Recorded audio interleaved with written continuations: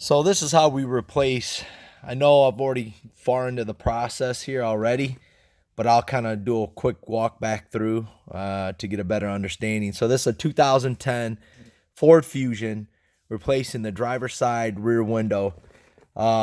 This thing is a nightmare. Trying to save some money instead of having it done. We found a 2014 video, completely different door on a 2014 Fusion. So the process real quick, that'll help you out.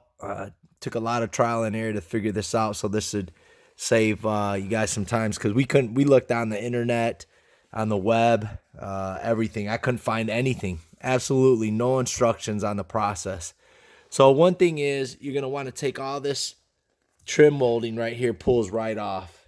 Yeah, take that all the way off around the door here. Then this back piece right here, there is mold that comes all the way down here, and it follows all the way down to here. You're going to want to remove that also.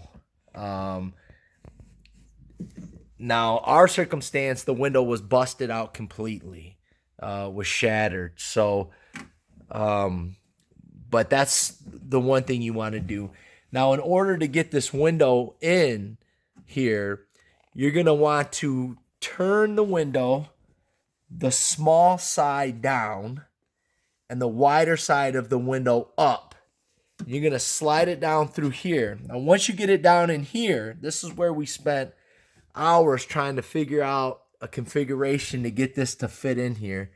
Once you get it down in there, if you look back here, this metal bracket is permanent, this framing right here. So there's no removing this frame, and it comes all the way down right here. So what you have to do is, once you have it down here, you have to spin the glass like this, and you have to put it on the other side of this metal bracket. And then there's also possibly a motor, I think, that's behind there. So you squeeze it between here and you push it back, which allows enough room for this, and you got to use some strength. You got to force it up like that, and that will drop your window in. So that's the process of getting it in. Everything else is pretty basic. This mold down here is also removed along here. And you can look, there's a video already on YouTube about removing the back door panel, which we kind of just took a glance at.